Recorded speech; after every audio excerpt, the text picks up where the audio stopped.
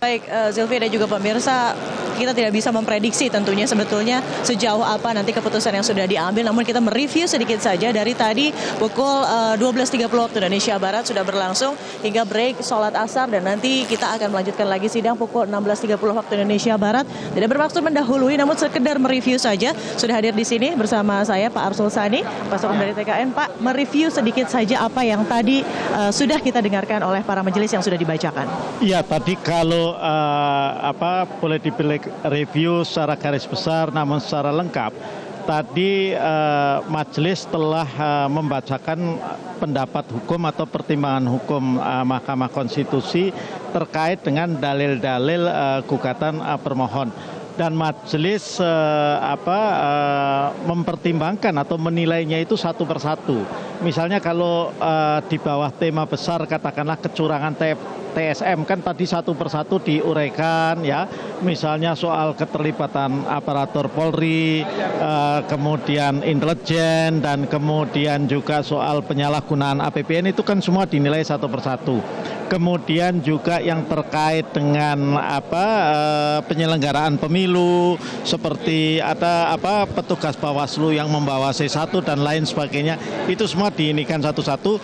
Namun yang benang merahnya adalah sampai sejauh ini kalau saya mencatat itu paling tidak dari 11 pokok isu yang disampaikan oleh pemohon dalam permohonannya itu semuanya majelis bersikap negatif ya, karena rata-rata majelis dalam akhir pertimbangannya setiap isu itu menyatakan bahwa dalil permohon tersebut tidak berdasarkan hukum ya, atau majelis tidak mendapatkan keyakinan karena tidak jelas dan lain sebagainya itu.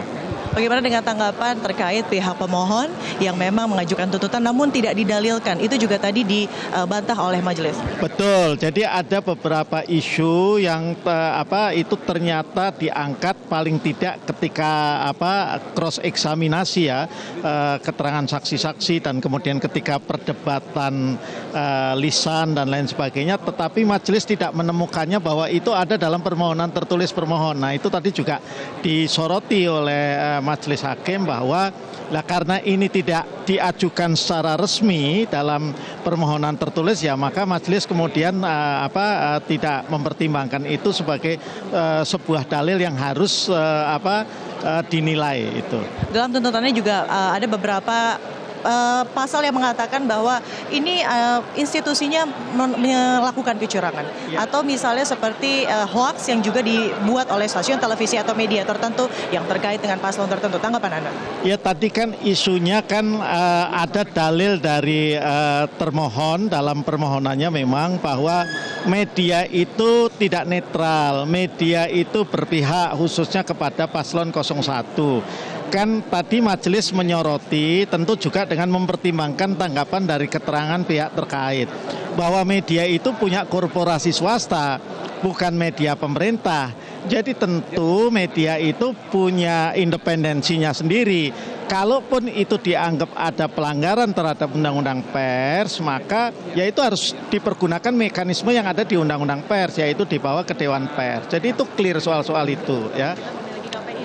Betul. Nah, yang paling ingin disampaikan adalah bahwa ya ini memang di alam demokrasi media itu boleh punya sudut pandangnya sendiri-sendiri, mau ditafsirkan berpihak kemana juga boleh, tetapi sepanjang masih ada dalam kode etik jurnalistik ya itu tidak masalah. Kalau ada masalah silakan dibawa ke KPI, silakan dibawa ke Dewan Pers. Itu aja sebetulnya yang ingin dipesankan oleh Mahkamah Konstitusi ini.